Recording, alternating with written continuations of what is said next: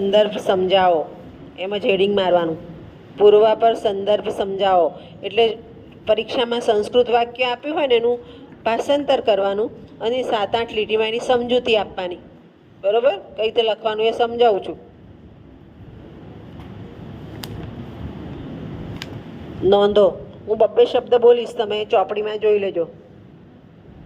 બ્રહ્માપીતમ, બ્રહ્માપીતમ. Next, વિભૂષણમ મૌનમ, વિભૂષણમ મૌનમ.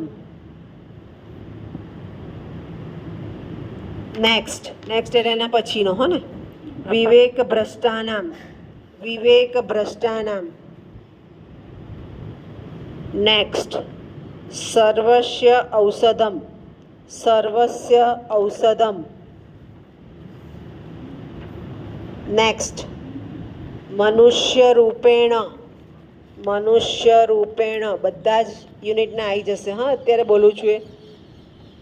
Next, જયંતી તે સુકૃતિનો, જયંતી તે સુકૃતિનો. Next, સતામ કેનો દૃષ્ટમ, સતામ કેનો દૃષ્ટમ. Next, કુસુમ સ્તંભકમ, કુસુમ સ્તંભકમ.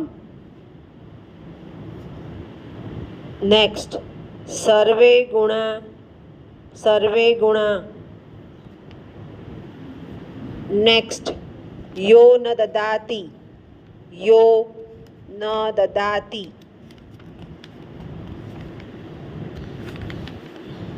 Next,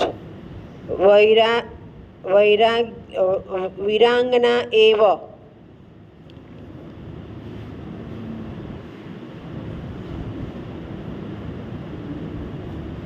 sorry વિરાંગના નહીં, વારાંગના એવ, વારાંગના એવ.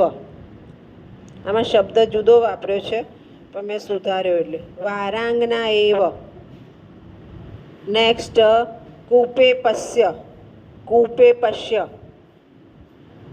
નેક્સ્ટ, દુર્જન પરિહર્તવ્યો, દુર્જન પરિહર્તવ્યો. નેક્સ્ટ, દીનસ્ય પૂર્વાર્ધ, એ આપણે સમજી ગયા, આપણો પડછાયો સજ્જન ને દુર્જન. દીનસ્ય પૂર્વાર્ધ. નેક્સ્ટ, પ્રકૃતિ સિદ્ધમ, પ્રકૃતિ સિદ્ધમ. ભાષાંતરમાં સમજૂતીમાં આવી જ જશે. હા. નેક્સ્ટ, પ્રાયણામ, પ્રાયણામ.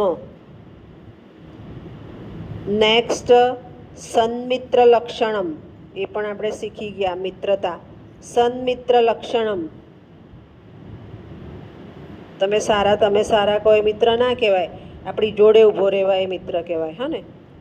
નેક્સ્ટ, ન નિશ્ચિતાર્થ, ન નિશ્ચિતાર્થ. નેક્સ્ટ, મનસ્વી કાર્યાર્થી, મનસ્વી કાર્યાર્થી. નેક્સ્ટ, શ્લોકાઃ પશ્યત, શ્લોકાઃ પશ્યત. નેક્સ્ટ, વિધિરહો, વિધિરહો. નેક્સ્ટ, યતપૂર્વમ. ચોપડીમાં છે જ, પછી શબ્દ શોધી લેજો. હો, યતપૂર્વમ. નેક્સ્ટ, લોકત્રયમ, લોકત્રયમ. આ બધા જ યુનિટના પૂર્વાપર સંદર્ભ થયા. હો ને.